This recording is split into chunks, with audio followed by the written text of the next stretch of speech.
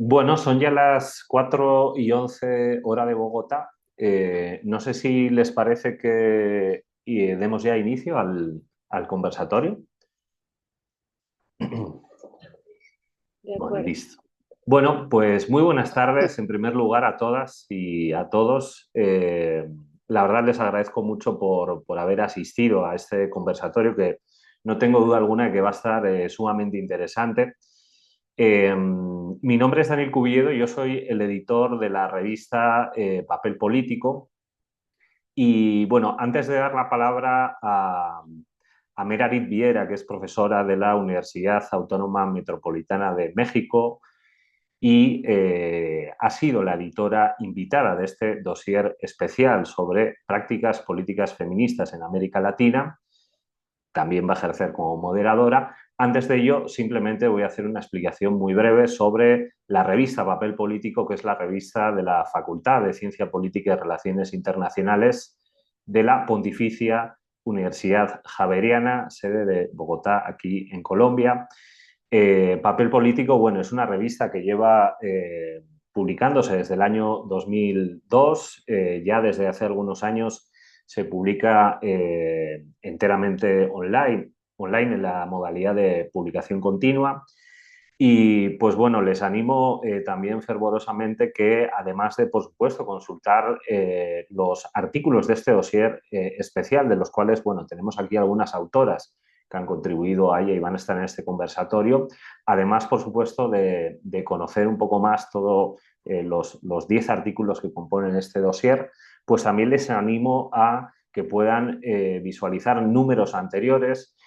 Por ejemplo, en el año 2023 se publicó un dossier también especial muy interesante sobre migraciones y en el volumen 29, que es el que coincide con el año anterior, 2024, también publicamos un dossier especial sobre, bueno, un tema que como el que se va a presentar considero que también es sumamente interesante y que tiene que ver con este giro a la izquierda y también estas nuevas derechas en América Latina y el Caribe, bueno, una coyuntura muy interesante.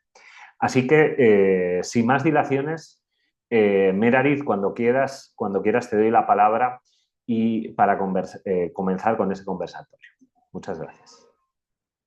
Bueno, muchas gracias, Daniel. Muchas gracias a las autoras que están aquí presentes para la presentación de este dossier, también a las personas que nos acompañan, con las cuales pues ojalá podamos también establecer un diálogo. La verdad es que ha sido un gusto poder participar en la edición y coordinación de este número, ¿no? Que como ya lo mencionaba Daniel, tiene como título Prácticas Políticas Feministas en América Latina, repertorios de acción, agendas de lucha y desafíos de los feminismos actuales. Creo que ha sido también un gran acierto por parte de la revista, pues hacer un número dedicado a los feminismos.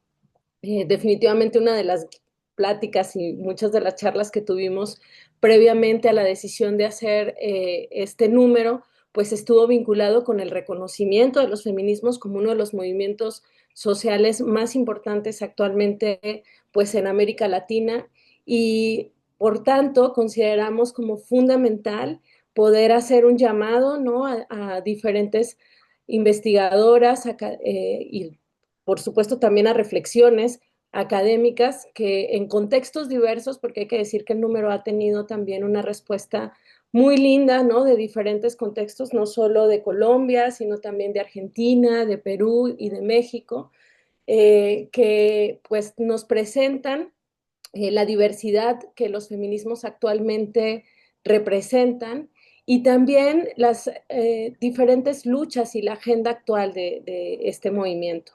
En este sentido, pues ha sido un gusto para nosotras que tres de las autoras estén aquí para poder como contarnos un poquito sobre sus aportaciones, pero también sobre sus reflexiones en torno a cuáles han sido dentro de sus trabajos el posicionamiento dentro de la agenda en América Latina en los feminismos, como este movimiento social tan importante, ¿no? Del que venimos hablando en todo el dossier.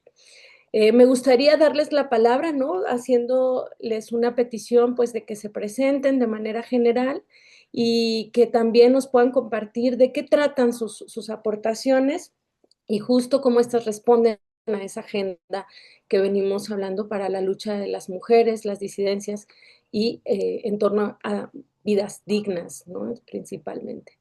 No sé quién quisiera empezar. ¿Quieren que yo les diga? Cada quien levanta la mano, alguna de ustedes. Yo podría empezar, si no Adelante, inconveniente. Mayret. Pues si nos puedes contar un poquito de qué va tu aportación dentro del número y bueno, y si te puedes presentar también. Ok, bueno, me presento, yo soy Mayret Dueñas, soy peruana, estoy acá en Lima, estoy teniendo esta conversa desde aquí.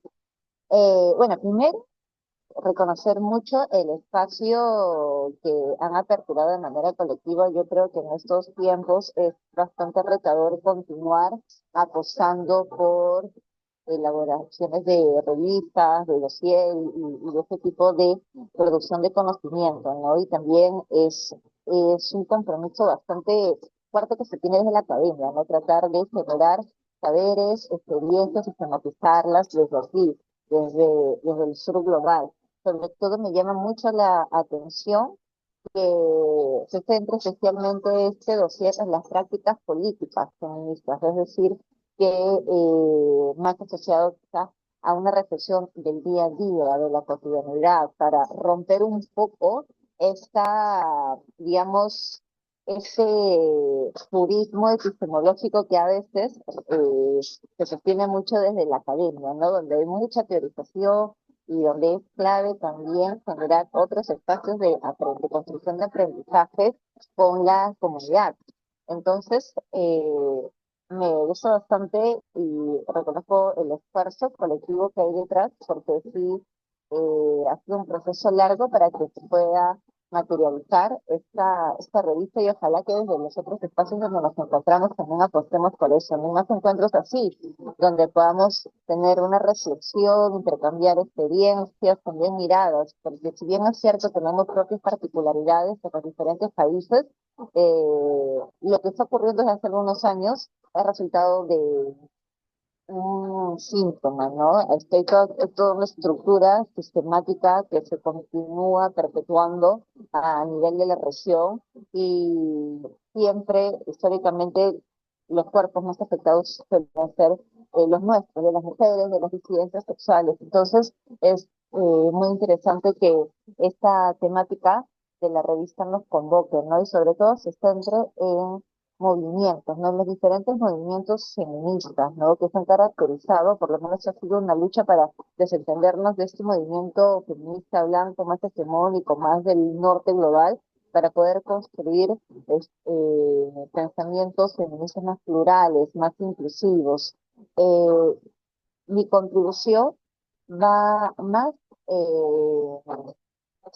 una línea de quizá incentivar una reflexión o compartirles sobre todo de manera bastante general cuál es la situación de las políticas públicas del cuidado, ¿no? Porque eh, en la materia del cuidado creo que por lo que vivimos con el COVID, con la pandemia, vamos a reconocer la importancia de colocar los cuidados en el centro y de reconocer en quiénes recaen los cuidados. Entonces, se supone que eso tuvo que ser un hito para que los diferentes países pudieran colocar más como una prioridad el tema de los cuidados en sus diferentes agendas públicas. Sin embargo, no ha sido de esa forma, ¿no? El avance de los cuidados a nivel de políticas públicas es bastante desigual. Si comparamos los países latinoamericanos, ¿no? Lamentablemente, en el caso de Perú, lo que se ha avanzado en cuidados es mínimo. No tenemos aquí en Perú un sistema integral de cuidados.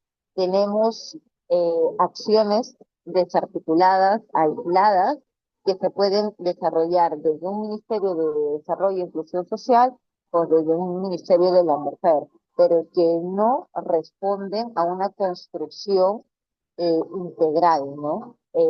Entonces, ese es uno de los grandes desafíos. Por eso es que en este artículo la idea es reflexionar sobre esta situación en la que se encuentra el país, principalmente estoy hablando de Perú, en materia de políticas públicas de cuidado y cuyos primeros avances desde el 2022 fueron drásticamente afectados por, no solamente por la pandemia, sino también por la crisis de gobernabilidad democrática que estamos teniendo, ¿no? Probablemente muchos de ustedes saben que Perú, al igual que en otros países del sur global, hay un régimen autoritario. Entonces, esto ha repercutido en que no se considere como una prioridad el tema de los cuidados, en que hay muchas leyes logradas, muchos derechos alcanzados, se hayan visto afectados también, ¿no? En otra materia, no tanto en materia de cuidados, en materia de autonomía reproductiva también, que es otro tema, pero en realidad es todo un conjunto de retrocesos que se está dando en Perú y que afecta principalmente a las mujeres, ¿no? Ahora, el debate se centra principalmente en un análisis en este artículo, en un análisis de posturas que permiten garantizar los cuidados como un derecho humano, ¿no? Hasta ahora los avances que hemos tenido en Perú son más a nivel declarativo, ¿no? Pero lo declarativo es muy nebuloso si es que no se aterriza en políticas públicas con presupuestos, con acciones tangibles, ¿no? Podríamos decir que los mayores avances que se están logrando en materia de cuidado es poder llevar esta discusión con los diferentes movimientos feministas en Perú. Es decir, que desde los feminismos, las diferentes agendas, desde las mujeres indígenas, desde las mujeres afro, desde las disidencias sexuales, juventudes, etcétera, están empezando a conocer los cuidados, ¿no? Hay sí acciones, campañas que suman esfuerzos tanto de los activistas junto con organizaciones no gubernamentales de derechos humanos o feministas para impulsar acciones de sensibilización, ¿no? Donde han tenido espacios también de diálogo con autoridades públicas del Estado. Sin embargo, nuevamente todo ha quedado en una dimensión bastante simbólica que no se Mayret, traduce. Dime, si dime, podemos ir el tiempo. cerrando. Sí, el tiempo. Sí, disculpe. Ok, entonces, eso es lo que trae este artículo, ¿no? Una reflexión en torno a cómo los movimientos este, sociales también han ido apropiándose de los cuidados como una prioridad dentro de sus agendas y de la situación incipiente aún en la que se encuentra el país en materia de política pública. Así estaría cerrando. Gracias, disculpen por el exceso. No, muchísimas gracias, Mayret. Yo creo que pones en la mesa un tema sumamente importante en la actualidad, que además se suma, ¿no?, a la agenda de los feminismos en América Latina, que está relacionado con los cuidados y además en el contexto de Perú. Eh, la verdad es que te agradecemos mucho esta primera entrada, ¿no?, a este conversatorio que seguramente vamos a poder retomar un poquito más en la segunda parte. Eh, Me gustaría pues darle la palabra a Raquel o a Selvia, cualquiera de las dos que diga yo. Y bueno, nada más decirles que cuando les quede ya un minuto para ir cerrando, lo haré de forma muy amorosa y les voy a poner unos corazones para que estén pendientes, así no las interrumpo, ¿no? Como ya lo hice con Mayret. Entonces, no sé, Selvia, Raquel, adelante.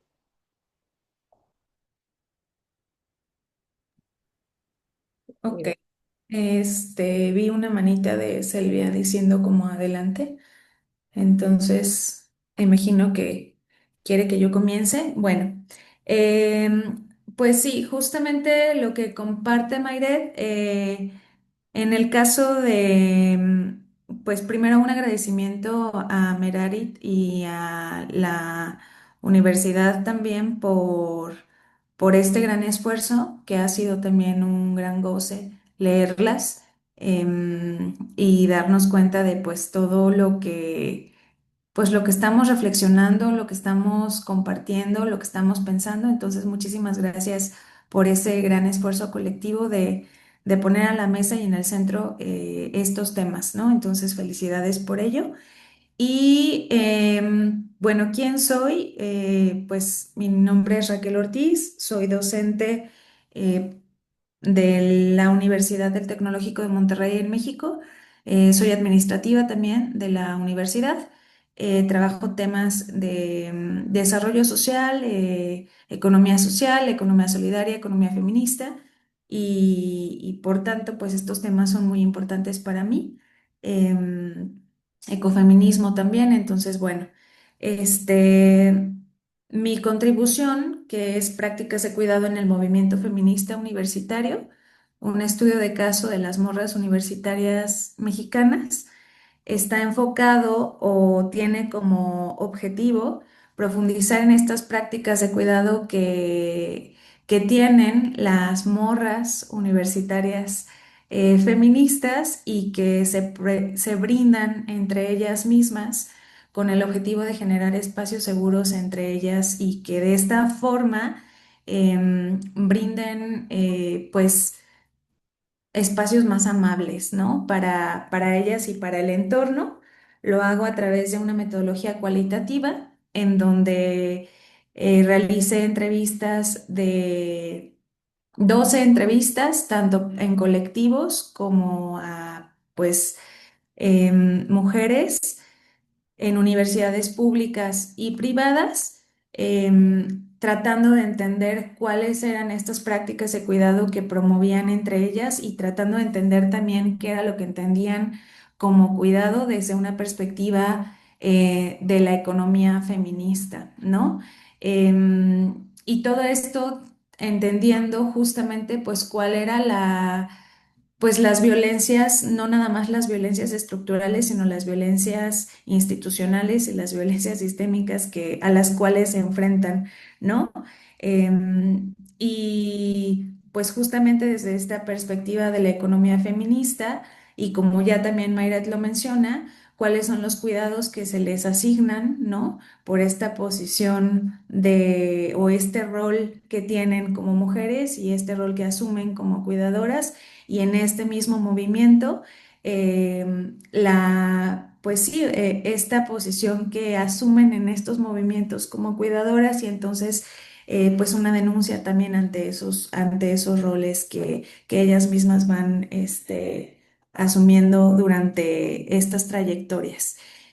En estos resultados, lo que observo y lo que se obtiene en estos resultados se logra entender a través de diferentes análisis que se entiende desde el acercamiento que ellas tienen al feminismo y al movimiento estudiantil universitario, qué prácticas de cuidado ellas logran identificar en estas relaciones que tienen con las colectivas que viven, qué inspiración tienen al acercarse a los movimientos universitarios, cómo logran entrar a estos movimientos que las inspira a formar parte y qué impacto les genera, porque para muchas de ellas sí tiene un impacto positivo, pero muchas de ellas prefieren ya no formar parte de estos movimientos el día de mañana.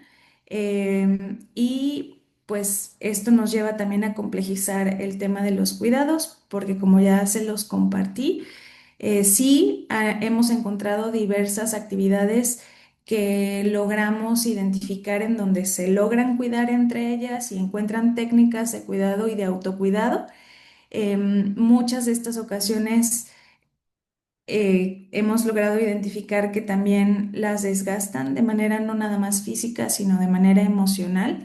Y esto pues obviamente se señala que hay pues o pues nos muestra que este trabajo de cuidados está sostenido por mujeres, ¿no? Y pues nos brinda un hallazgo que está señalado, como en el caso de México nada más, que las mujeres triplican el trabajo de cuidados, por ejemplo, en nuestro país y a nivel mundial, pues no dista mucho de esa cifra. Si nos vamos a otros lugares como España, casi se duplica, ¿no? Este trabajo de cuidados. Entonces, ¿qué es lo que tendríamos que estar realizando para que estas políticas cambien? Si lo analizamos en condiciones de marcos legales o de marcos normativos o de políticas públicas, de qué es lo que está pasando en México, tenemos una iniciativa de ley que no ha sido aprobada, que tiene 4 años, que fue pues que fue como propuesta, pero no ha sido aprobada. Entonces, si estamos hablando de eso, entonces algo nos está señalando que deberíamos estar cambiando las cosas y las políticas están solamente enfocadas en ciertos grupos. Hablamos de sistemas nacionales de cuidados en América Latina, pero en realidad, ¿a qué estamos llamándole sistemas nacionales de cuidados, no? ¿En qué nos estamos enfocando cuando estamos hablando de eso? Y eso es un poco de las reflexiones que se tocan a grandes rasgos en este artículo, y eso sería un poquito de lo que les podría compartir. Muchas gracias, Raquel. Bueno, y acá considero importante decir que si bien estamos hablando de una problemática en común, ¿no? Como en el caso que aborda Mayret, estamos hablando también de una práctica política sumamente importante en el contexto actual de los feminismos, que está vinculada con los activismos feministas dentro de las instituciones educativas y que en el contexto mexicano ha sido también, pues, yo diría que un acontecimiento fundamental para pensar en sujetos políticas distintas, ¿no? Que no se habían imaginado en otros momentos dentro de la propia genealogía de la historia de los feminismos y que es una característica de todo este debate que hay alrededor de la idea de los feminismos de la cuarta ola o de los feminismos protagonizados por mujeres jóvenes. Entonces, me parece fundamental, ¿no? Como esta aportación que tú haces también dentro del dossier y que dialoga, por supuesto, con otra práctica política y con otra manera de lucha que está vinculada con las políticas públicas y que tiene que ver con otra institución que es el propio Estado, ¿no? Y que entonces ahí hay una articulación y convergencia fundamental dentro de la agenda actual.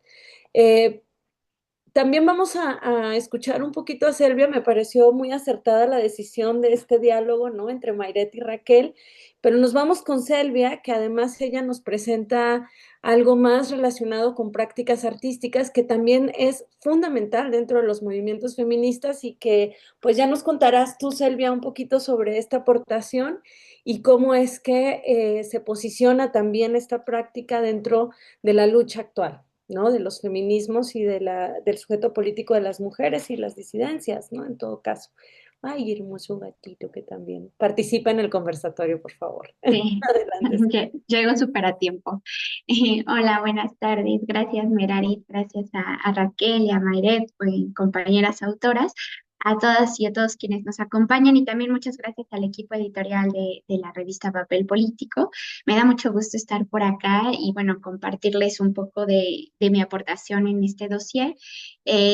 Bueno, yo soy Selvia Vargas, soy psicóloga social y maestra en estudios de la mujer por la UAM Xochimilco. De hecho, justamente este artículo que yo presento viene derivado de la investigación que yo realicé como parte de mi maestría en el 2020 al 2022. Y bueno, lleva por título Activismos feministas de jóvenes mexicanas, la insurrección al arte y a la política.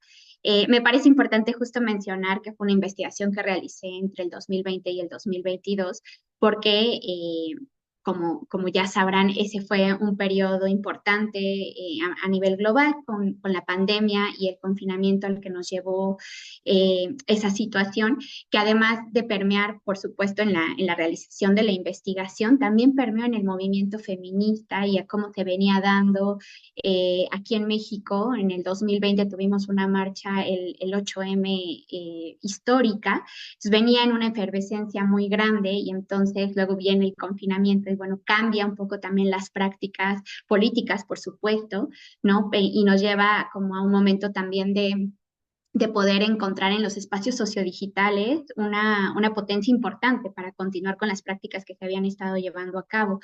Eh, yo lo que hice en mi investigación fue trabajar con dos proyectos político-artísticos que se dedican, que son dos artistas, dos mujeres jóvenes artistas que se dedican a hacer gráfica, imágenes. Ellas se nombraban feministas en aquel momento y compartían sus imágenes a través de Instagram y también en los muros de la Ciudad de México, ¿no? En las paredes con esta técnica del paste-up. Entonces, lo que yo quise abordar o trabajar con ellas fue para poder comprender la acción política artística de estos proyectos feministas. Yo intuía antes de iniciar la investigación que en la producción de gráfica había, por supuesto, una cuestión de experiencia personal que cruzada por el movimiento feminista, pero también una intención política importante, ¿no? Y era para mí fue el objetivo de esta investigación, pues comprender cuál era esa acción política que ellas realizaban. Para ello, bueno, utilizo una metodología cualitativa de producciones narrativas, también hice un poco de análisis estético feminista de algunas de las imágenes que ellas produjeron y me apoyé en dos categorías principalmente, en género y en juventud, porque también eso fue muy importante, trabajar con mujeres jóvenes que estaban en ese momento, no las únicas, pero sí siendo protagonistas de este movimiento o de esta efervescencia del movimiento feminista en México. Entonces, bueno, trabajé con ellas y a lo largo de la investigación lo que busco también es encontrar justamente cuáles son aquellas reivindicaciones que son importantes para ellas, compartir a través de su gráfica y que por supuesto pasan por esta experiencia personal como mujeres jóvenes mexicanas compartiendo un contexto en la Ciudad de México bueno, les pone ciertas imposiciones de género y de juventud, cómo ellas lo subvierten a través de estas prácticas políticas artísticas, pero también cómo van abriendo espacios de activismo y prácticas políticas que se van insertando un poco como mencionaba Mayret, en esta cotidianidad, ¿no? Que no se quedan en un espacio como muy puntual o muy institucional, sino que forman parte de su cotidianidad. Eh, entonces, bueno, ellas presentan, bueno, yo empiezo la investigación y me comparten que una de las principales reivindicaciones, por supuesto, tiene que ver con demandar cuidado y protección ante la violencia machista que estamos viviendo desde hace muchos años en México, pero además muy recrudecida en ese momento por la pandemia, ¿no? Por el confinamiento que nos da cuenta a las mujeres mexicanas de que realmente el hogar es uno de los espacios más peligrosos para habitar, ¿no? Y que cuando nos impiden salir, se vuelve uno de esos espacios muy, muy peligrosos. Para ellas también es muy importante las reivindicaciones alrededor de la relación que establecemos las mujeres con el cuerpo, ¿no? Mucha de su gráfica tiene que ver con el cuerpo mismo, se apoyan en cuerpos femeninos, ¿no? Con características femeninas, y también como para ellas es importante y da cuenta un poco también de los intereses de la juventud mexicana feminista. Por supuesto es una pequeña muestra, pero da un poco cuenta de eso, también por que en las redes sociales muchas mujeres jóvenes resuenan con ellas, ¿no? En este momento. Y que tiene que ver también con la reivindicación de la imagen corporal, ¿no? De hacer hincapié a estos o visibilizar y cuestionar estos estándares de belleza imposibles hacia las mujeres y cómo eso va permeando nuestra relación con nosotras mismas.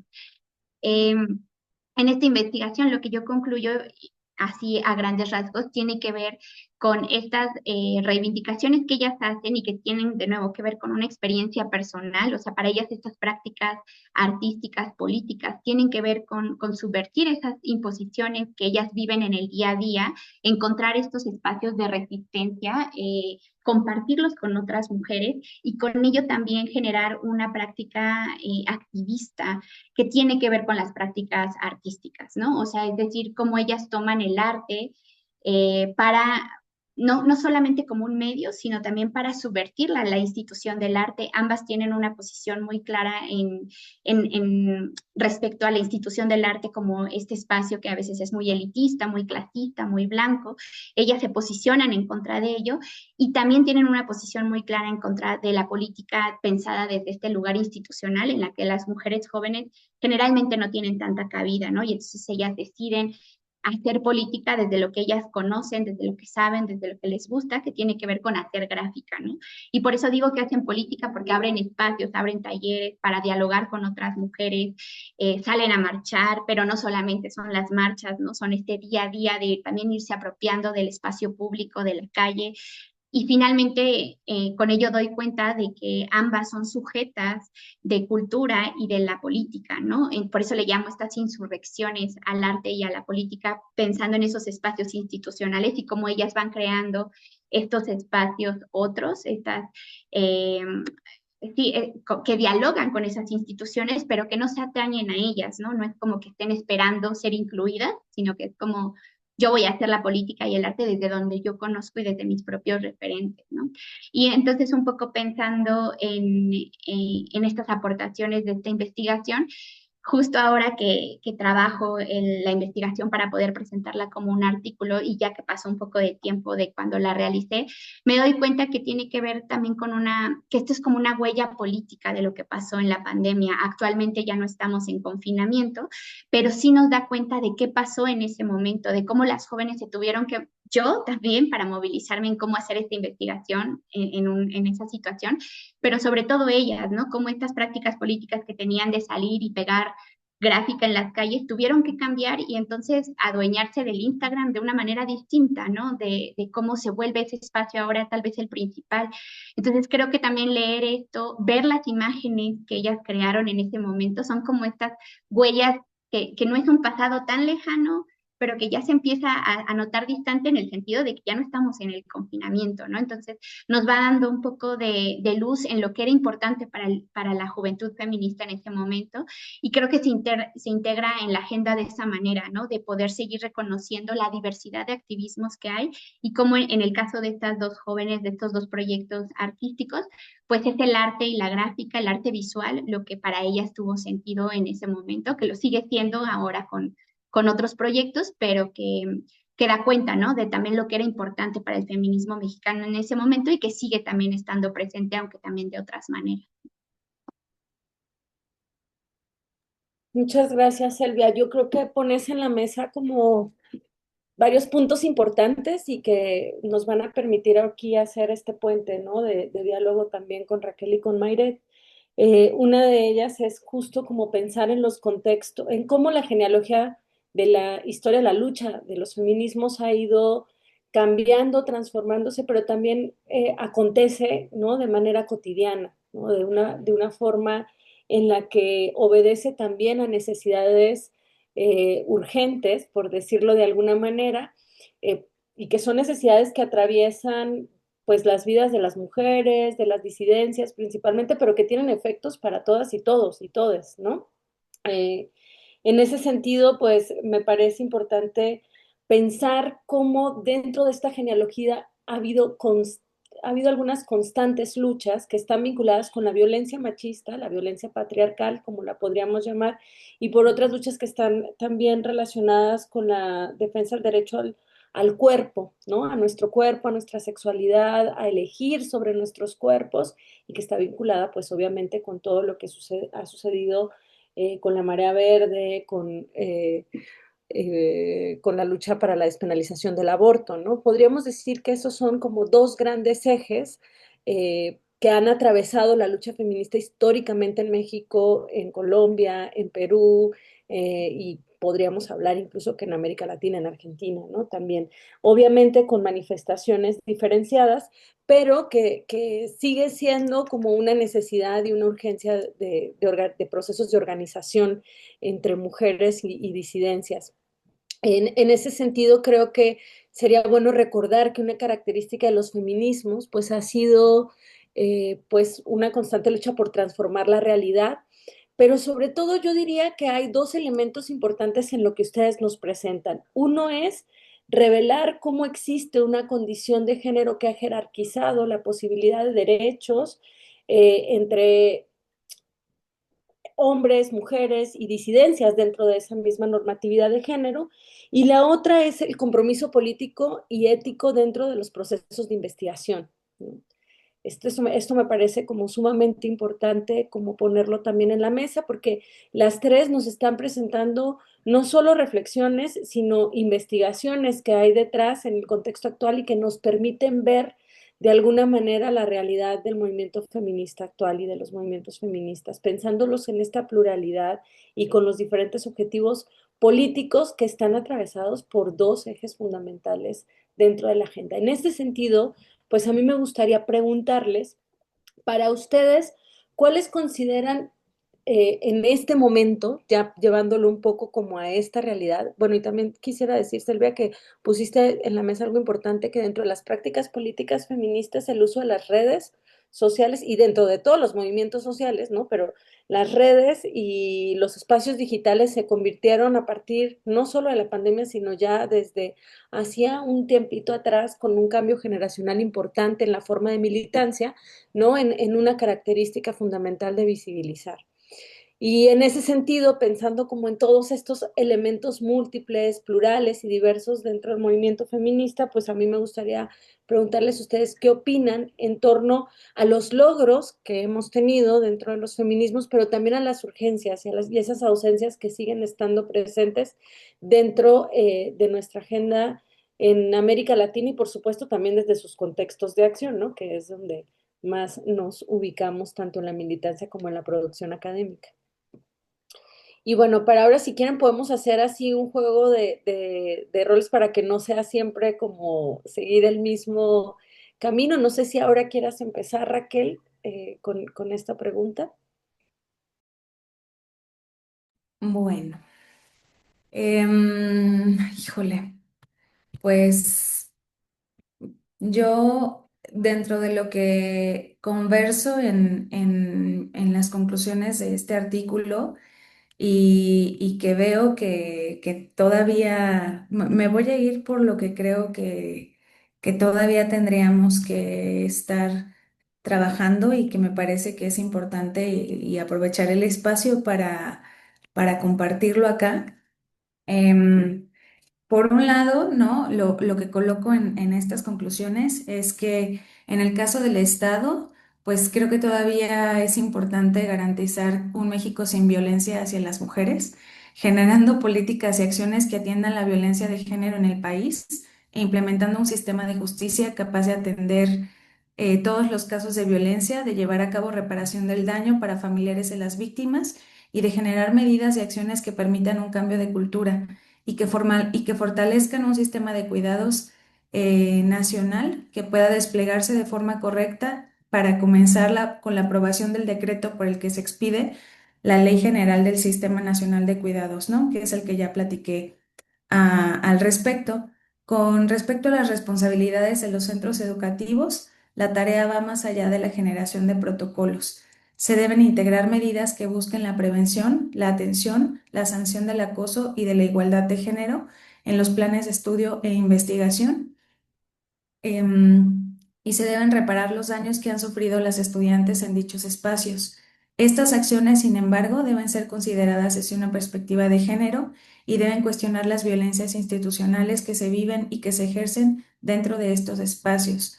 No se puede exigir que una o dos personas, los centros o las oficinas de género de estos planteles, sean quienes realicen toda la tarea, porque de ser así, se estaría replicando la división de trabajo como hasta este momento ocurre en las universidades, en las que se crean estas oficinas o departamentos para darle seguimiento y atención a las violencias.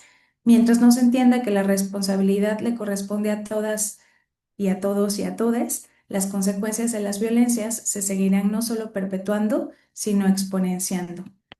En el trabajo de investigación se pudo revisar que las estudiantes identifican que el cuidado como la acción de proteger identifican el cuidado como la acción de proteger, poner atención a las personas que lo requieran, buscar que la integridad de las personas quede intacta, así como respetar y acompañar los procesos a quienes están en una posición vulnerable debido a las situaciones de violencia que viven.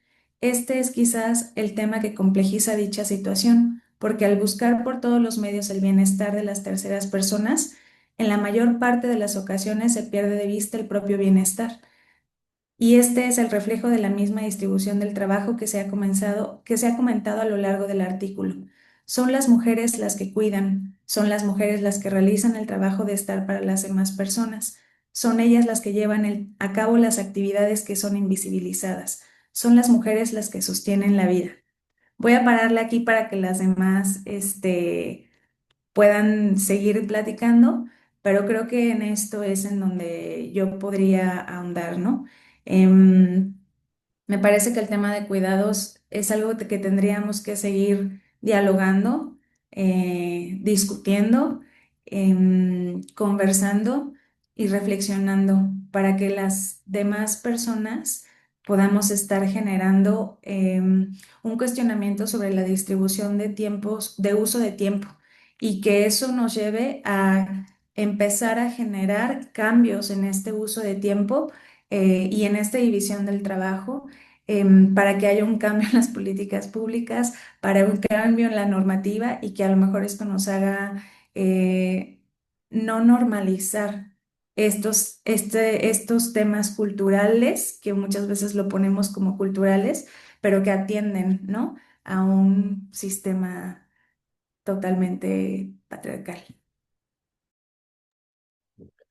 Bueno, y me parece aquí importante, Raquel, decir lo que estás hablando de una problemática que está relacionada con los cuidados en formas de activismo, ¿no? Y de militancia. O sea, tiene una particularidad muy interesante porque en la historia de los movimientos sociales, pues, ¿cuál ha sido el papel de las mujeres? Y en este caso, el protagonismo que hay dentro de los activismos feministas en las universidades, pues el sujeto político son principalmente las mujeres y, bueno, como lo hemos visto también en algunos otros espacios, las disidencias, ¿no? Esto creo que es fundamental porque si estamos hablando de cuidados como un poco en términos como Mayret lo presenta, pero también en la propia lucha, ¿no? En el propio activismo, en las propias formas de militancia. Y esto me parece que es algo que, si bien es una temática no nueva, ¿no? Necesaria de seguir reflexionando, me parece, ¿no? Y que, como lo he dicho, ¿no? Pues sigue aconteciendo en contextos diferenciados y de formas distintas. Y aquí creo que deja mucho de seguir reflexionando en cómo las violencias patriarcales, ¿no? Siguen de una u otra manera adaptándose a los nuevos contextos y siguen manifestándose en instituciones como la universidad o las instituciones educativas en general, que deberían de ser espacios seguros para todas y todos, ¿no? Y que entonces esto nos deja ver, pues, no solo una problemática urgente de atender, pero también nos deja ver como grandes avances, ¿no? Porque al final estos activismos han puesto en la universidad, dentro de la institución, la temática de las violencias, ¿no? No como algo secundario, sino como algo que pues ha tenido que obligatoriamente atenderse porque las chicas lo han exigido principalmente, ¿no? Entonces, creo que vale mucho la pena seguirlo reflexionando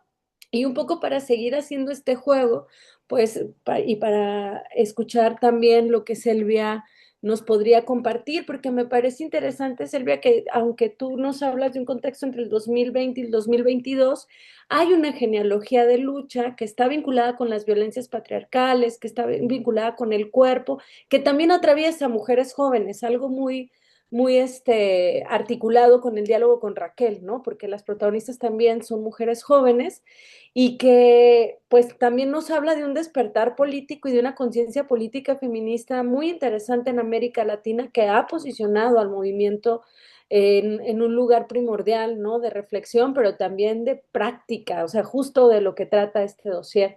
No sé, Selvia, si tú nos puedes contar justo de estas reflexiones que has tenido a partir de tu investigación, que puedan dejar ver pues los logros y también las urgencias y las ausencias que todavía tenemos y que nos representan retos dentro del movimiento feminista.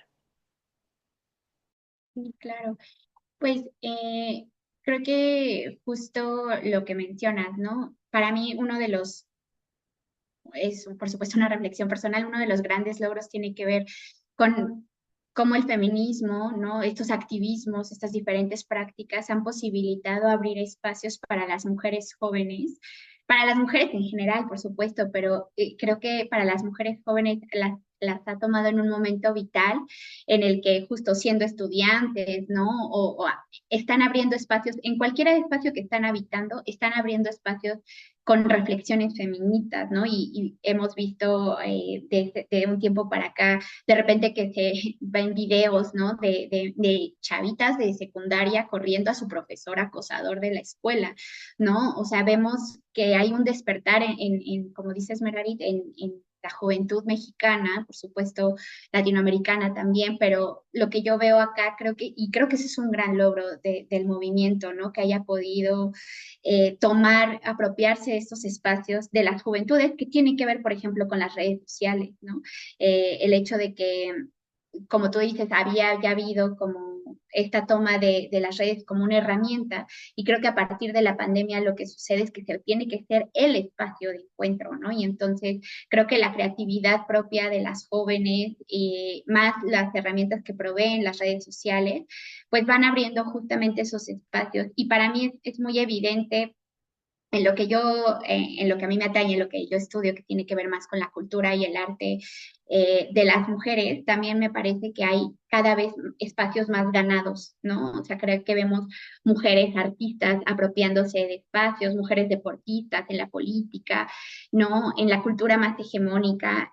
Se empiezan a ver ya más mujeres, más presencia de mujeres, hay más discursos desde nosotras y para nosotras, y eso también me parece que es un gran logro del movimiento feminista. O sea, pienso que si hay tantas mujeres, por ejemplo, ahorita de repente ellas están haciendo cine o están haciendo, o sea, como pudiendo llegar a espacios en los que antes era mucho más difícil llegar, definitivamente tiene que ver con esta lucha, ¿no? Y creo que algo que particularmente las jóvenes con las que yo trabajé pusieron sobre la mesa es que van abriendo también estos espacios de diálogo y van poniendo reflexiones que a lo mejor antes no estaban tan disponibles para todas, ¿no? Como por ejemplo esto de la imagen corporal, ¿no? O sea, para ellas era importante estar abriendo estos espacios de decir, estos estándares de belleza no son peligrosos, ¿no? Esto es violencia estética, o sea, como estar poniendo estas reflexiones al alcance de tantas mujeres, por supuesto, no de todas todavía, yo creo que es parte de las urgencias, pero que sí van poniendo discursos más disponibles para que entonces podamos las mujeres también tener otras opciones y no quedarnos solamente con lo que se dijo, ¿no? Con estas imposiciones.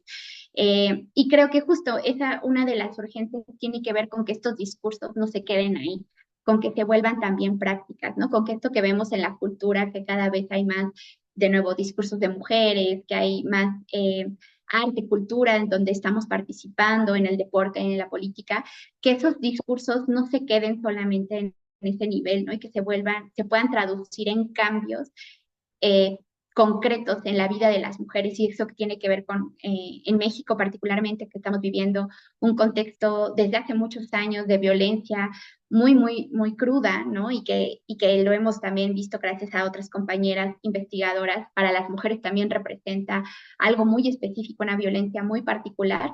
Entonces, que se pueda ver reflejado todos estos cambios que yo creo que son cambios culturales, que se han ido y que me da gusto verlos porque creo que son los que se van gestando más lento.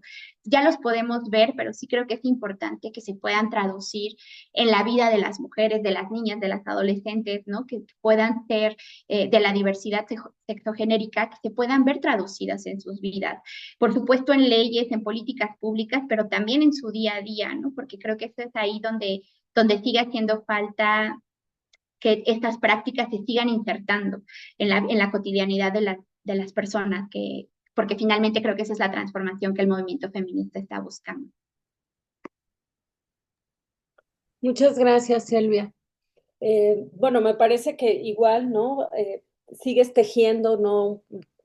Como puntos que son fundamentales dentro de los cambios que se han ido generando, incluso pensar esto como culturalmente el movimiento feminista ha estado más presente, y también hay una generación de jóvenes insisto, ¿no? Con una conciencia que está pues manifestando transformaciones sociales, ¿no? Esto no significa que nuestra lucha haya acabado, sino todo lo contrario, ¿no? Sino que se van generando otras maneras y otras necesidades, incluso, y pienso de manera mucho más fuerte frente a posicionamientos institucionales como del Estado, ¿no? Que empiezan a hablar y a retomar el discurso feminista, en algunos casos, como en el caso de México, de una manera mucho más notoria, y luego como en estas disputas, ¿no? Que también ha habido en otros contextos, como en el argentino, que hubo grandes avances y que ahora no, también por el posicionamiento político en el que se encuentra el país, están teniendo una disputa muy fuerte de esos avances dentro de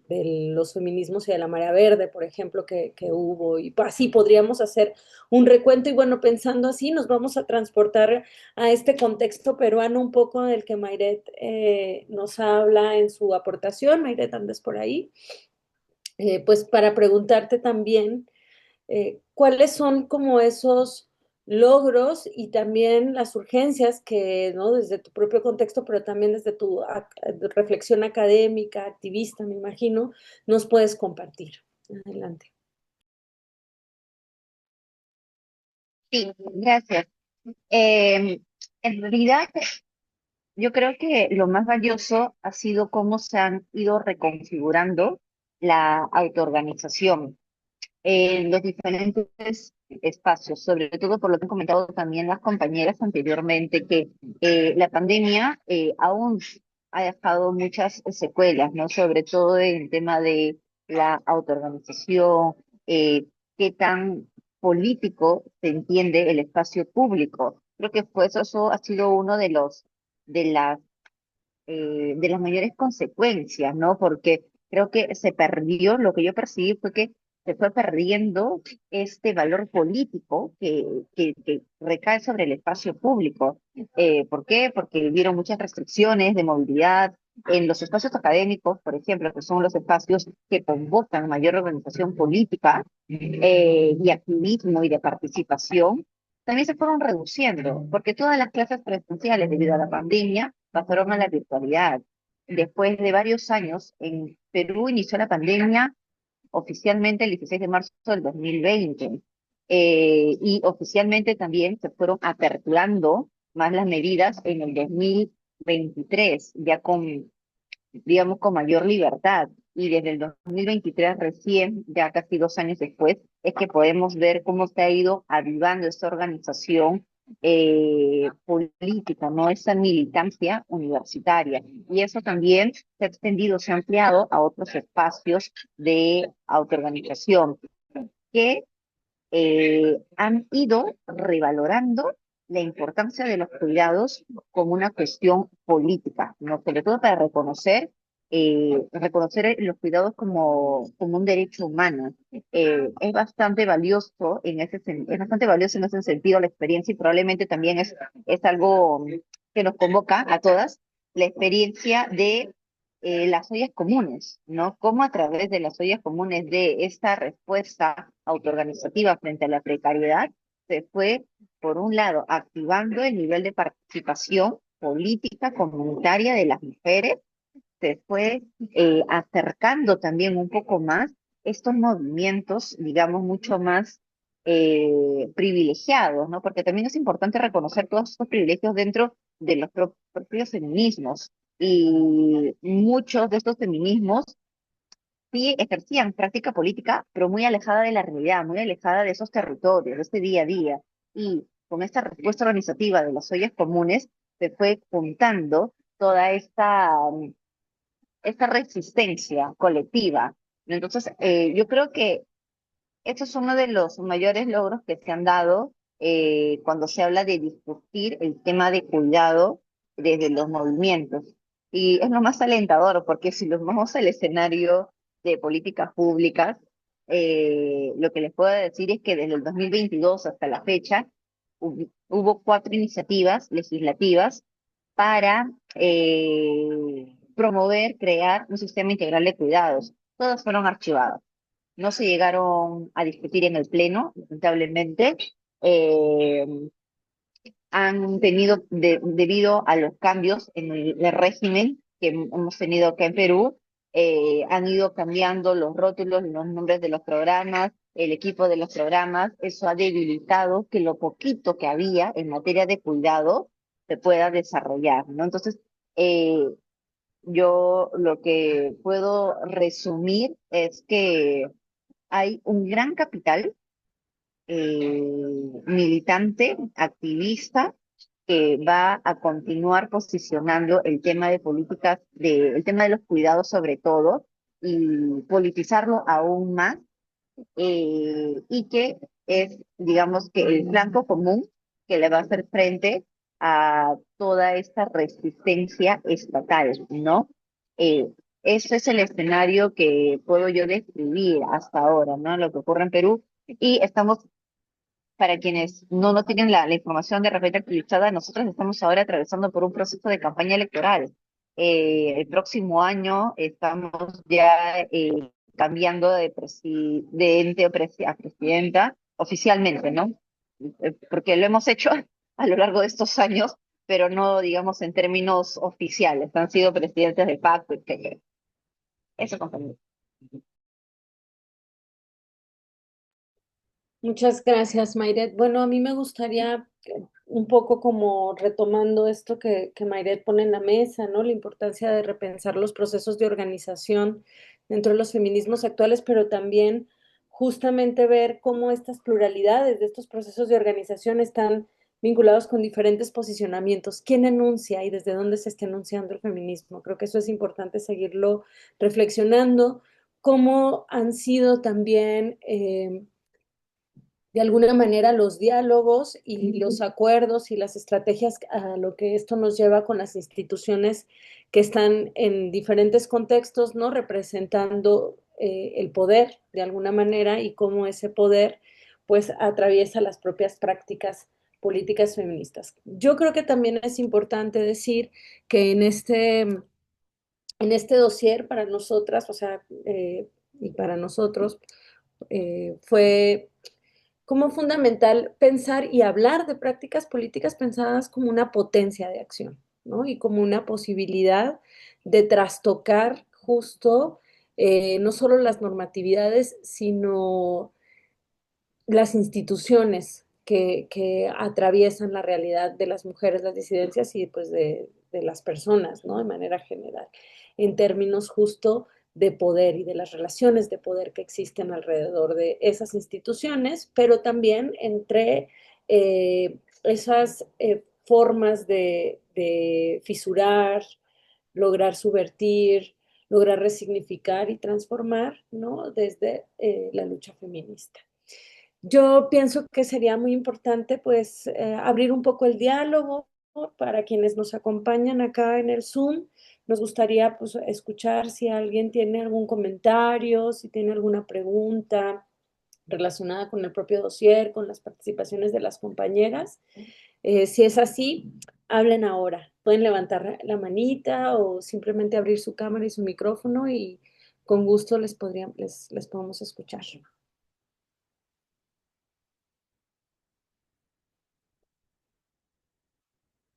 Bueno. Yo así como buena docente aguanto el silencio. Mariana Novoa, yo vi que abriste el micrófono. ¿Quieres participar? Sí, disculpa, es que no te quería interrumpir. Hola, me presento, yo soy Mariana Novoa, yo soy estudiante de comunicación y periodismo y estoy haciendo también carrera de ciencia política. Y pues como tal, ahorita estoy llevando una investigación sobre, pues más que todo como el poder y el papel de los medios también en la representación de la imagen de la mujer, más que todo en estos estereotipos, ¿no? En los estereotipos que muchas veces marcan a la mujer, incluso desde la misma violencia y la...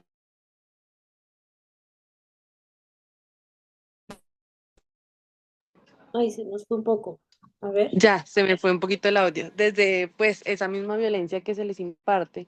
Entonces, mi pregunta era más enfocada como hacia qué políticas o cuáles serían los proyectos que podríamos estar aplicando para mejorar o regular como esa parte que hablábamos ahorita tecnológica, esa parte de los medios que muchas veces tienen esas tendencias a oprimir o estigmatizar mucho a las mujeres.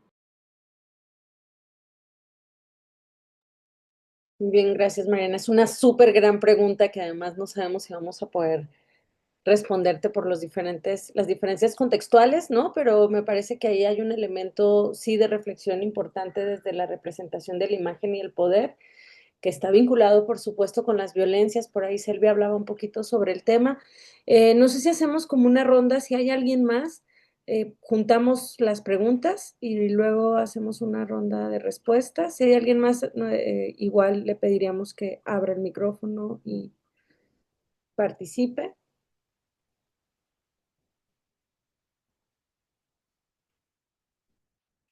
Bueno, Hola, buenas tardes. adelante, Gabriel.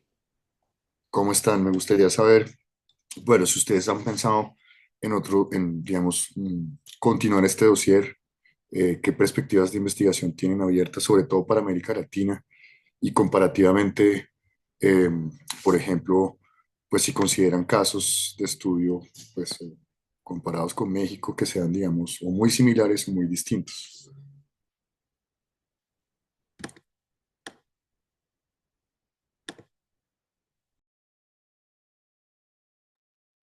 Hola, Gabriel. Sí, muchas gracias por la pregunta. Este, igual, ¿no? Vamos a tratar de responder a ella. Si hay alguien más, escuchamos y si no es así, pues ya podemos hacer una ronda de participaciones en la que me voy a atrever también a opinar, muchachas. Lo siento. Para si me conocen, ¿para qué me invitan? ¿Alguien más? Gabriela, adelante. Eh, qué pena. Estamos. Sí, lo que pasa es que Creo que ya me escuchan bien. ya, no estoy. Listo. Yo, teniendo en cuenta, no, creo que fue Mayres la que estaba comentando que justo estaban como en etapa preelectoral en su país, que si no estoy mal es Perú.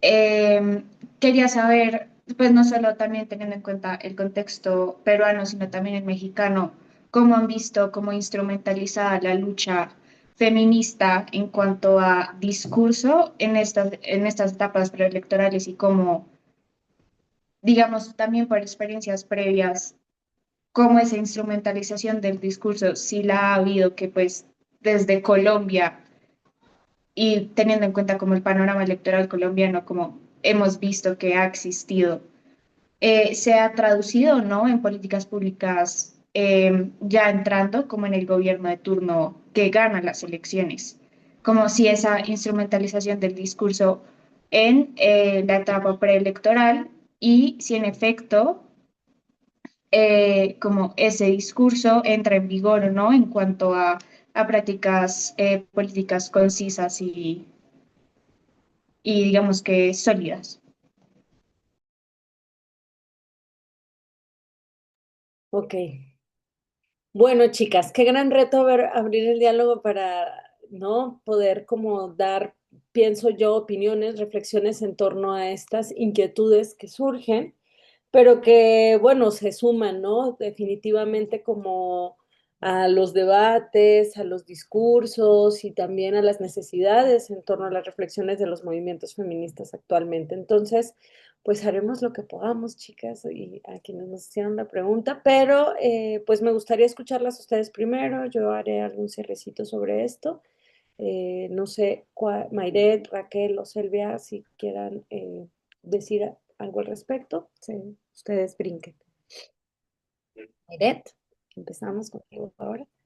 Sí, unos minutitos nada más para compartir. A mí me parece muy interesante este cuestionamiento, sobre todo para que pueda, sobre todo, para que podamos tener claridad sobre el escenario político al que nos enfrentamos. Yo lo que podría decir al respecto es que en Perú, aparte de una arremetida altamente fascista, podría decir, también hay una arremetida de fundamentalismos. Entonces, yo creo que ni siquiera se puede considerar, por lo menos en el escenario actual que vivimos, y así de crítica es la situación, no podemos considerar que sea ventajosa una instrumentalización de la agenda feminista. No, al contrario, ¿no? La postura de los candidatos y de las candidatas por lo menos lo último que se tuvo, el último proceso electoral fue en el 2022, donde se enfrentaron en la fase final Pedro Castillo con Keiko Fujimori.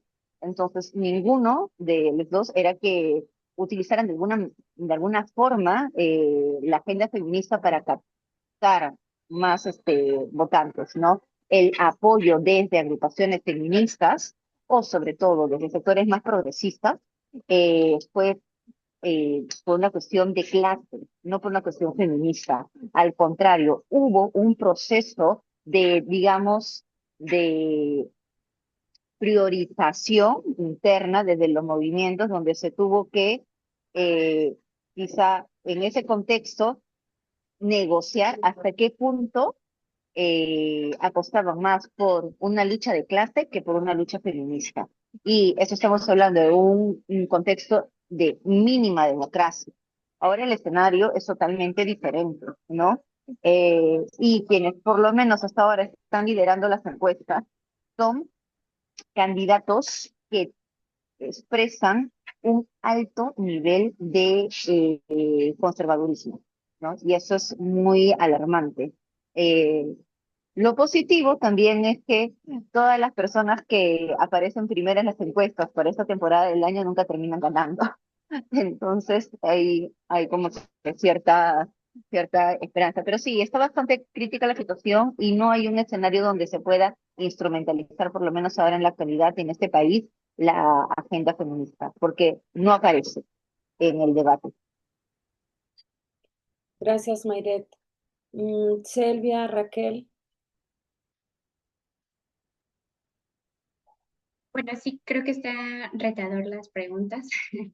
Pero bueno, esta que nos compartía Mariana sobre los medios, me parece que es una gran pregunta que pone sobre la mesa varias cosas. Yo no sé, no creo tener una respuesta, pero más bien como algunos puntos de reflexión, ¿no? Porque creo que los medios son un espacio sumamente importante en la reproducción de los discursos, ¿no? Y son quienes suelen poner, bueno, los medios más hegemónicos, la narrativa dominante, ¿no? Y entonces con ello creo que es muy importante seguir el análisis sobre los estereotipos o sobre la violencia, ¿no? Cómo van representando la imagen de las mujeres.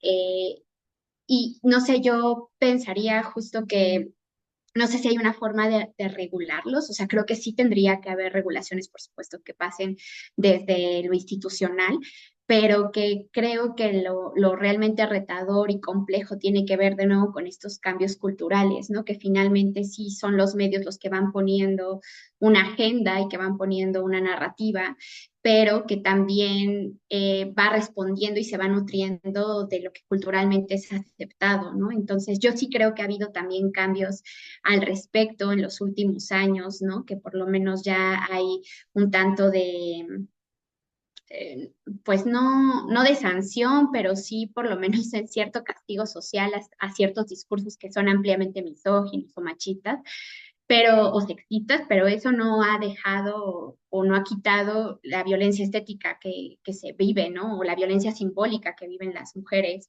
en los medios, por lo menos aquí en México. Pero bueno, creo que es un gran tema ese y eso, ¿no? Creo que son varias aristas que no sé si se resuelve solo como con una práctica, con una regulación, pero que tiene que ver también con poder comprender el poder que tienen los medios. O sea, eso sí me parecería muy importante, como no subestimar en términos de poder simbólico y no solo simbólico, pues, entonces, ¿no? Político y cultural que tienen los medios, sería muy importante para poder ir avanzando en una respuesta hacia qué se puede hacer para seguir como teniendo esto en cuenta, ¿no? Eso como con la pregunta de los medios y bueno, con esto que ponía Gabriela sobre la instrumentalización, pues igual como para que puedan complementar Merarit y Raquel en el contexto mexicano, yo sí pienso que ha habido una instrumentalización importante desde la llegada de la presidenta, ¿no? Desde su campaña, bueno, desde antes, ¿no? Con todas las campañas políticas que hay sobre las mujeres y eso sin eh, menospreciar lo importante que es que las mujeres lleguen a esos puestos políticos, pero siempre con la sospecha y con la reserva de que sí que hay una instrumentalización, porque finalmente, así como se ve en el Llegamos Todas de Claudia Sheinbaum, pues realmente no es cierto, ¿no? O sea, no, sí hay un montón de políticas que hace falta para que podamos estar en un piso más parejo. La violencia ha seguido incrementando, ¿no? Hay una deuda con los cuidados, o sea, hay muchas deudas que tienen con las mujeres como para que decir que ese discurso que se ve pueda reflejar la realidad, estamos muy lejos de ello, ¿no? Eso es lo que yo podría aportar. Muchas gracias, Silvia. Yo creo que esto se va a complementar un poco, ¿no? También con Raquel y con lo que yo pienso decir. Adelante, Raquel. Justamente, gracias, Elvia. Tocas varios temas interesantes. Yo realmente en la parte del papel de los medios y en el tema de los estereotipos, pues lo único que podría compartirles, bueno, lo único que pensé en ese tema de las leyes, pensé en la ley Olimpia, ¿no? O sea, es como cómo desde ahí empezamos a pensar o a establecer formas para, pues decir, esto no, ¿no? Eso. Raquel, tomando en cuenta que estamos en un contexto, o sea, de que hay como gente de Colombia acá y de Perú, a lo mejor decir qué es la ley Olimpia, por favor.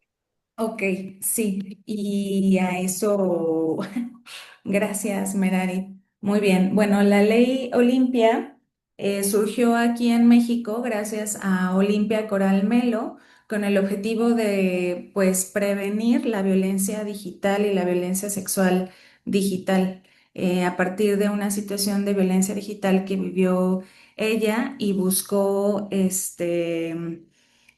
pues por muchos años que esto que esto se legislara, ¿no? Entonces, gracias a esto se puede prevenir que si tú vives una situación de violencia digital, es decir, si se publica un video sexual tuyo, puedas denunciarlo y la persona que lo publica tenga una, pues, su sanción, ¿no? En este sentido.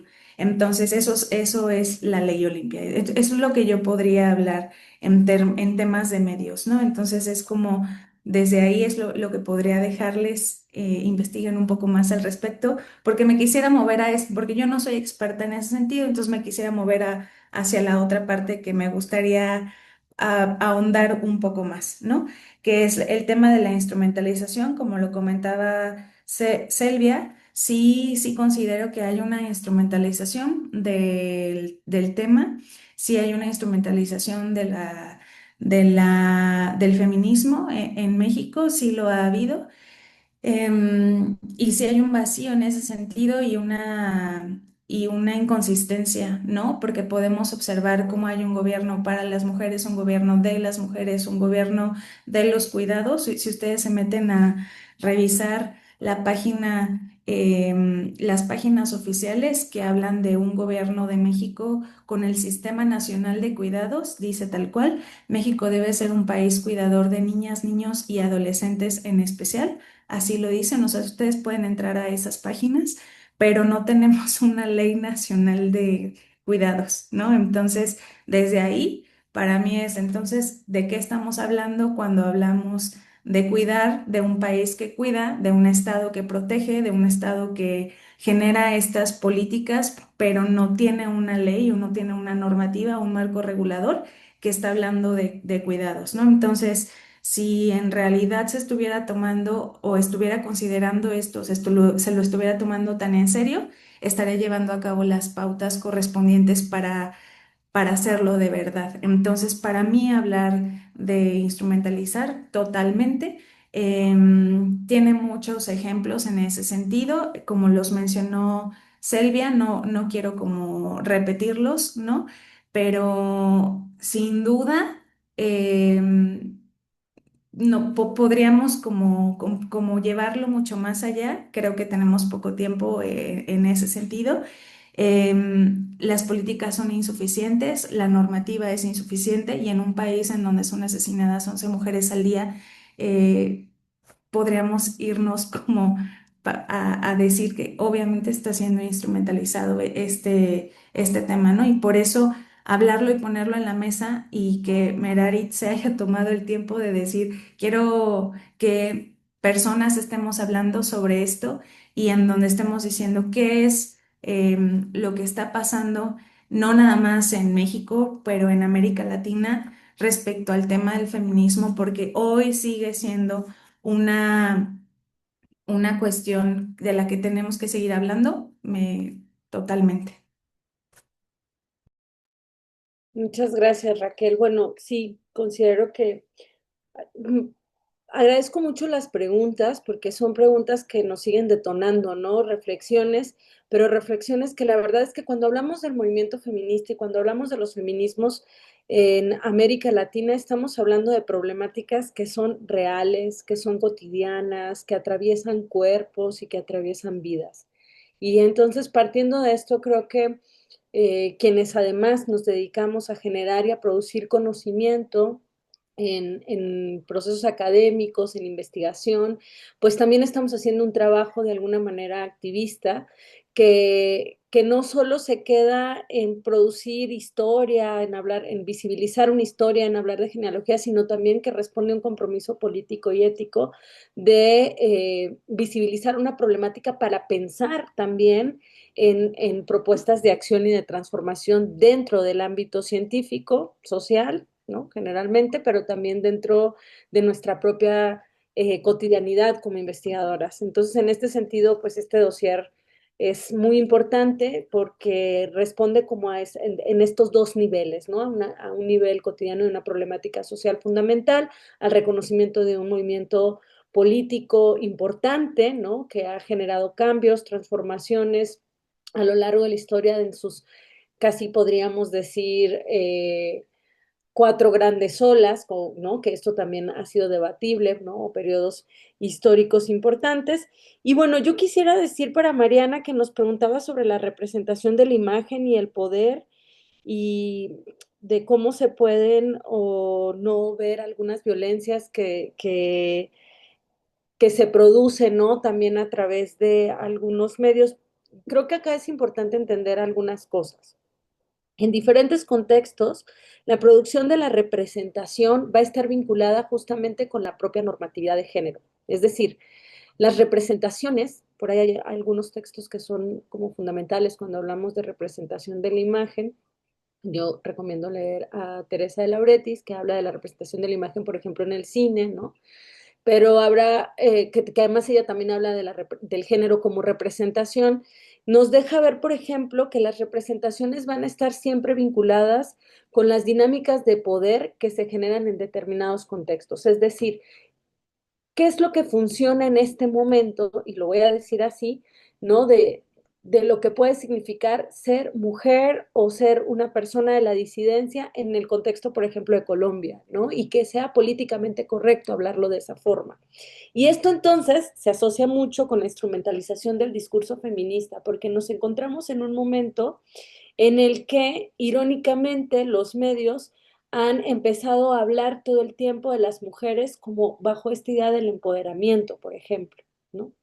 Entonces ahí tendríamos que reflexionar que para empezar, las mujeres con capacidad de agencia siempre han existido, que ahora se estén representando bajo ciertas fórmulas mediáticas, pues tiene ahí, no, pienso que quienes hacemos una crítica feminista y quienes hablamos desde los feminismos, pensando en la crítica como el análisis de lo que el feminismo representa, tendríamos que pensar qué significa que se posicionen estas representaciones de las mujeres con poder en ciertos medios y desde dónde y quiénes lo están promoviendo. Entonces acá volvemos como a otra reflexión que ya estaba un poco en la mesa y que está vinculado con, pues, quién enuncia y desde dónde se enuncian los feminismos. Creo que algo que ha sido característico del movimiento actual es la pluralización de los feminismos. Esto implica que hay diferentes objetivos políticos porque se reconoce una diversidad contextual y que atraviesa necesidades múltiples, que tendrá algunos puntos en común, como ya lo mencionaba, ¿no? Porque los feminismos tienen un objetivo en común que va contra la violencia patriarcal, la defensa de los cuerpos de las mujeres, de las disidencias y de romper un poco con la norma que genera opresiones y diferencias jerárquicas y de relaciones de poder. Sin embargo, no es lo mismo, pues, las luchas que van a tener, por ejemplo, las mujeres afros, las mujeres indígenas, las disidencias afros, las disidencias indígenas, las disidencias y las mujeres dentro de los procesos educativos como los feminismos académicos, los feminismos universitarios, los feminismos de las artistas en las calles, que, insisto, tienen puntos de encuentro, pero también puntos de diversificación y de diferencias y a veces también de disputa y de tensión, ¿no? Que hay que reconocer. En este sentido, pues también se han generado formas y apropiaciones del discurso feminista dentro de las instituciones estatales en diferentes contextos. Lo pensamos nosotras desde el contexto mexicano, que seguro tendrá puntos de encuentro en el contexto colombiano, en el contexto peruano, y que tienen que ver con esta necesidad de posicionar una representación de una mujer en el poder y que esto pueda significar como ya un gran logro. ¿Cuáles son las sospechas que creo que tendríamos que tener? Pienso de verdad que como sucedió en los años 80 cuando apareció la categoría de género y se empezaron a tomar un montón de políticas públicas de género y el género entró también a las instituciones de la universidad, hubo un momento que el género como categoría política, ¿no? Pues se deslavó, hay que decirlo, o sea, perdió poder, perdió fuerza activista. Pienso que una de las sospechas y alertas que dentro de los movimientos feministas tendríamos que tener es justamente que los feminismos no pierdan esa potencia de acción, de transformación, esa potencia crítica, que es tan necesaria, pues como ya lo decía Mayre también, en un momento en el que los fundamentalismos están llegando fuertemente a América Latina.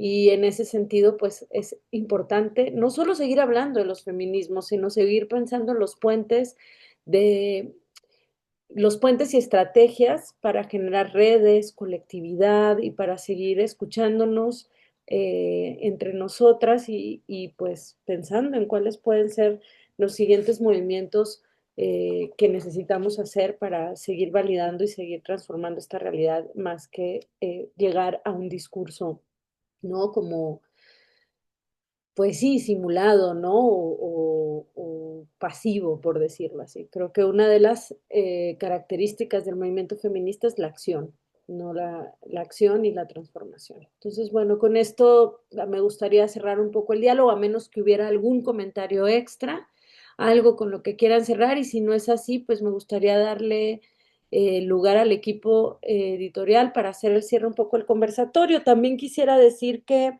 bajo la pregunta de continuar este dossier, yo creo que hay que disfrutarlo, ¿no? Primero, les invitamos mucho a leerlo, hay que disfrutar este dossier justamente, disfrutar los textos que hay, que además, pues fue un trabajo de verdad el que yo le agradezco mucho a Daniel eh, y también a Gabriela, ¿no? En este momento por todo el apoyo que hubo para que esto se llevara a cabo, porque yo creo que yo sola me vuelvo loca, ¿no? Bajo todo lo que se tuvo que hacer, todos los procesos de dictaminación que pasaron, ¿no? O sea, todo, hay un proceso largo y creo que es importante pues ahora disfrutar que ya lo tenemos aquí, ¿no? Que pudimos hacer esta presentación y que pues hay 10 artículos con temáticas que van desde lo que ya nos habló Selvia, Raquel y Mayret, de los cuidados, de prácticas artísticas, también de la lucha del aborto en Argentina, de activismos feministas en la ciencia y la tecnología, de la potencia de los fanzines y los archivos que se generan desde también estos fanzines, una reflexión sobre qué oculta la idea de la cuarta ola. Y así, solo por decir las temáticas generales. Daniel, no te vayas, ya me voy a callar porque yo hablo mucho, pero pues muchas gracias de verdad a todo el equipo editorial de Papel Político, a la Javeriana y a todas las autoras que participan en este dossier. Gracias de verdad y pues dejo la palabra, ¿no? No, yo simplemente quería nada, agradeceros a vosotras por este conversatorio que creo que es muy pertinente, además de que creo que ha sido muy interesante. Como hablamos al principio, pues obviamente os pasaremos el enlace de la grabación para que vosotras podáis difundirlo. Eh, También estoy de acuerdo contigo, el dossier creo que hay que disfrutarlo y en esa misma idea, pues también desde el equipo editorial de Papel Político en los siguientes días y semanas intentaremos, por supuesto, hacer todo lo que esté en nuestras manos para difundir este dossier y que, bueno, puedan ser leídos vuestras contribuciones, que tengan difusión que tengan lecturas, porque pues creo que es fundamental no solamente hacer ese tipo de conversatorios, sino difundir el conocimiento que se crea alrededor de esta temática. Así que por mi parte no tengo más que decir, agradeceros y nada, enviaros un fuerte abrazo a todas. Muchas gracias por participar. Gracias. Muchas gracias. Gracias.